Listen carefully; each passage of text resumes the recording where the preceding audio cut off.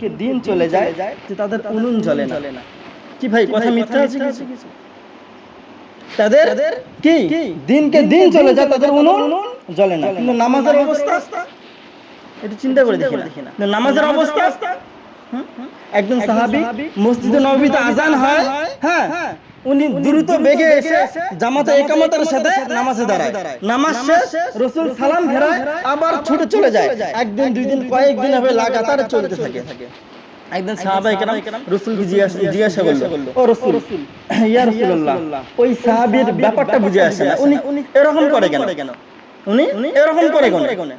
উনি আসেন চলে যান, আমরা নামাজের পরে বসে থাকি যে আপনার জবান দ্বারা কিছু নসিহত শুনবো, কিন্তু উনি এরকম করে কেন? একদিন দুই দিন কয়েকটা দিন চলে যায়।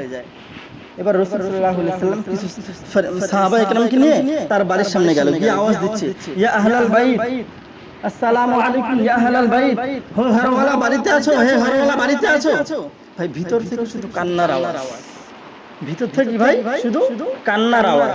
রাসূল বলতেছে, ও সাহাবী কান্না কথা বলতেছ না, ও সাহাবী বাইরে আসো, তোমার সাথে দরকার আছে, মুলাকাত আছে, তুমি বাইরে আসো।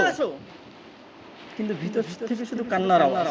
রাসূল এক পর্যায়ে উনি চলে যাইতেছে, সাহাবী ঘর থেকে বার হয়ে পিছন দিকে দৌড়ে আমার রাসূলের হাত মোবারক ধরে বলছে, হুজুর আমাকে maaf করবেন, দু জাহানের বাদশা রাহমাতুল লিল আলামিন আমার ঘরের সামনে দাঁড়িয়ে থাকবে আর আমি ঘরের মধ্যে বসে থাকবো, এত বড় বেয়াদব আমি এরকমটা না, হুজুর আমাকে maaf করবেন।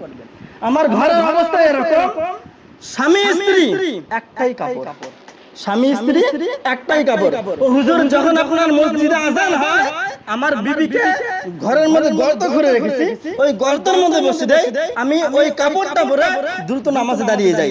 আমি নামাজ পড়া শেষ হলেই ছুটে এসে ওই গর্তের মধ্যে বসে পড়ি, আমার কাপড়টা আমার বিবিকে দেই, আমার বিবি নামাজ আদায় করে নেয়। যে স্বামী স্ত্রীর অবস্থা একটা কাপড় দিয়ে তাদের নামাজ আদায় হয়, বলেন না ওই ঘরের খানার অবস্থা কি ছিল? বলেন আমাকে। আবার আমরা ওই নবীর উম্মত দাবি করি না, বলেন আমাকে। আমরা আবার ওই নবীর উম্মত দাবি করি, হ্যাঁ, উম্মতের অবস্থা কি? নামাজের খবর নেই। কোন লজ্জায় কাল বিচারের মধ্যে আমার রাসূলের সম্মুখে দাঁড়াবো, বলেন না আমাকে। তো চিন্তা করি ভাই, আল্লাহ ব্রেন দিয়েছেন চিন্তা করার জন্য, বলেন না। তো যে ঘরের একটা কাপড় দিয়ে, হ্যাঁ, স্বামী স্ত্রী নামাজ আদায় করে, বলেন না ওই ঘরের বাচ্চাদের অবস্থা কি ছিল? ওই সাহাবী রাসূলকে শিকায়ত করতেছে, হুজুর আমার ঘরের তো এই অবস্থা। ওই যে দেখেন ওই ইহুদি, ওর একটা খেজুরের গাছ আছে, আমার এই ছোট সন্তান তার ক্ষুধা সহ্য করতে না পেরে ওরা মাটিতে পড়া খেজুর খেয়েছে। ও হুজুর, ওই ইহুদি আমার সন্তানদেরকে বেঁধে রেখেছে, হুজুর কি করি? আচ্ছা আমাদের অবস্থা কি রে ভাই, বলেন না আমাকে। কাল বিচারের ময়দানে যদি ওই সাহাবীর পাশে আপনাকে দাঁড় করানো হয়, যদি আমাকে দাঁড় করানো হয়, আর যদি প্রশ্নটা এরকম আসে যে একে যে দুনিয়ায় ঘুরিয়েছি, ও বান্দা তোকেও তো একই দুনিয়ায় ঘুরিয়েছি, এ যে আমার আসমানের নিচে ছিল তুইও তো ওই আসমানের নিচে ছিলি, এ যে জমিনে ঘুরেছে তুইও তো ওই জমিনে ঘুরেছিস, একে যা নিয়ামত দিয়েছি ও বান্দা তোকে তো কম দেইনি। এ সাহাবী আমার কয়েকটা খানা পাইনি, তোকে তো খানা দিয়ে ভরপুর করে রেখেছি। এই এত কষ্টের পরে আমাকে রাজি করে দুনিয়া থেকে বিদায় নিল, তুই কি করলি? বলেন না ভাই, তুই কি করলি? ভাই এখানে জান্নাত কে না চাই বলেন? এখানে জান্নাত কে না চাই? জান্নাত তো সবাই চাই, কিন্তু জান্নাত আল্লাহ কাদেরকে দেবে? যারা ঈমানদার, যারা মুমিন। আল্লাহ কোন বেঈমানকে জান্নাত দেবে ভাই কোন বেঈমানকে আল্লাহ জান্নাত দেবে? বলেন।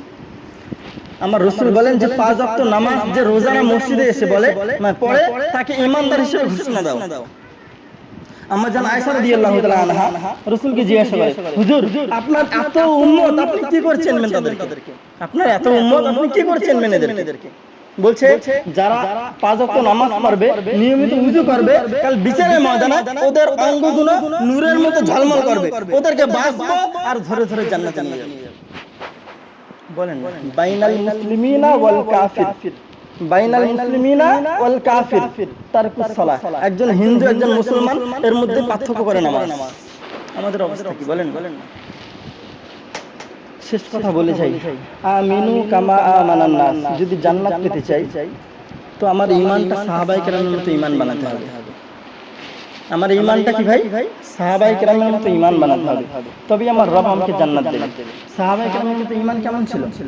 সাহাবায়ে কেরামের ঈমান কেমন ছিল? রাসূল জিহাদে যাবে, বেলাল রাদিয়াল্লাহু তাআলা আনহু বলতেছে, ও বেলাল নিয়মিত আযান দেওয়া, নামাজ আদায় করবা। আযান চলছে, হ্যান সময় আওয়াজ, উহুদের ময়দানে